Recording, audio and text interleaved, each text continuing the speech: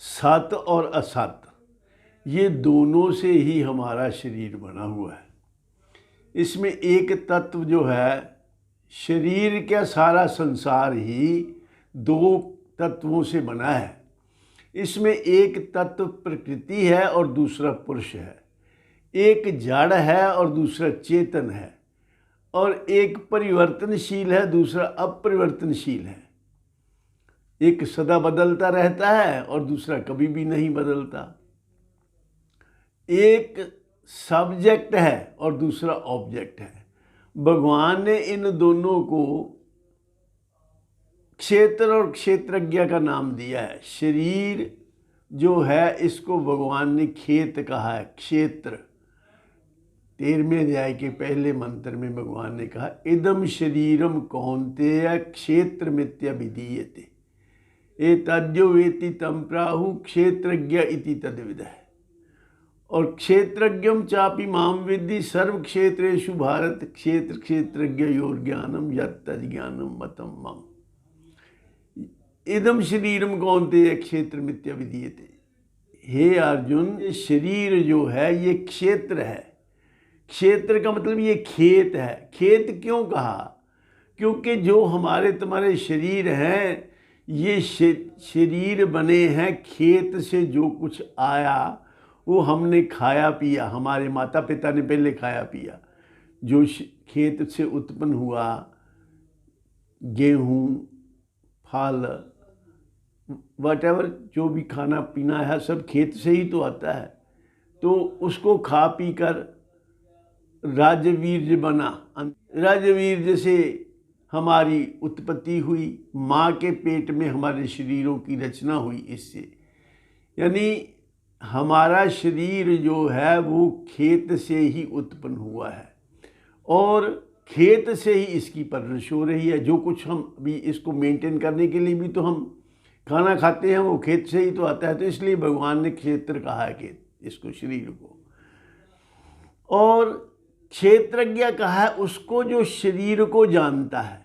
शरीर स्वयं को नहीं जानता, और शरीर को जानने वाला तत्व जो है वो क्षेत्रज्ञ कहा उसके लिए।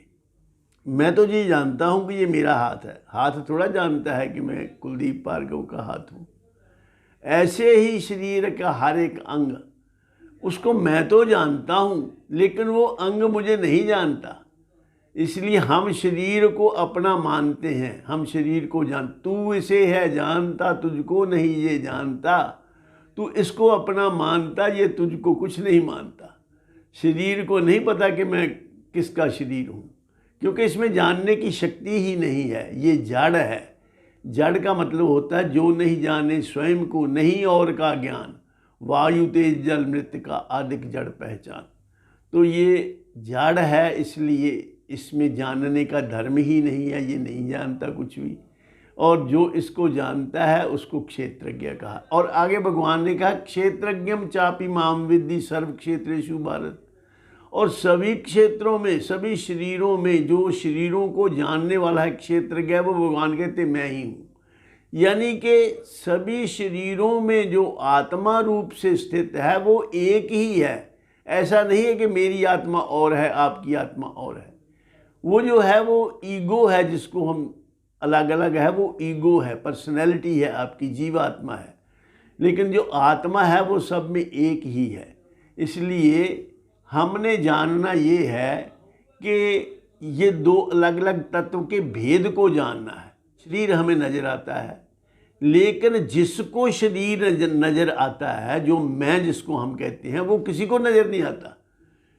शरीर को हम देख सकते हैं, हमें शरीर नहीं देख सकता। इसलिए शरीर दृश्य है और हम दृष्टा हैं। और दृष्टा और दृश्य के भेद को जान लेना ही मुक्ति का साधन है। दृष्टा दृश्य न होता है सब ग्रंथन का सार। मन बुद्धि देहादिक विषय सब जड़ और असार। सब जड़ और असार उड़ा दे उसका नाम। शेष सच्चिदानंद बचे एक आत्म राम। सोई तुम्हारा रूप करो तुम उसमें निष्ठा। दृश्य स्वप्नवत झूठ है सांचो एक दृष्टा। ये जो दृश्य है शरीर, ये स्वप्नवत झूठ है, क्योंकि हर समय बदलता रहता है। पल भी टिकता है नहीं, हर समय रहता बदलता पल भी टिकता है नहीं, ये बदलना धर्म इसका सबको दिखता है नहीं। इसलिए हर उम्र में अभिमान तू करता रहा, बाल हूँ कभी तरुण हूँ कभी वृद्ध बन मरता रहा। हम समझते नहीं हैं शरीर को, हम अपने आप को शरीर मान बैठे हैं। यही सारी मुसीबतों की, हमारा सारी मुसीबतों का कारण यही है। हम अज्ञानवश अपने आप को पूरी तरह नहीं जानते और अपने आप को गलत जानते। इस जानकारी को ठीक कर लेना ही साधना है। इसको जो ठीक से जान ले क्षेत्र क्या है और क्षेत्रज्ञ क्या है, वो इसको जानकर जो शरीर को छोड़ता है, क्षेत्र क्षेत्रज्ञ योरेवम अंतरम ज्ञान चक्षुषा भूत प्रकृति मोक्षम च ये विदुर जानती ते परम, वो उसका फिर दोबारा जन्म नहीं होता, वो परम गति को प्राप्त हो जाता है। इन शब्दों के साथ मैं अपनी वाणी को विराम देता हूँ। इस चर्चा को आगे और बढ़ाएंगे स्पष्ट करने के लिए। आज बस इतना ही। आप सबके कल्याण की कामना करता हूँ। सर्वे भवन्तु सुखिनः, सर्वे सन्तु निरामया, सर्वे भद्राणि पश्यन्तु, मा कश्चित् दुःखभाग् भवेत्। ओम शांति शांति शांति।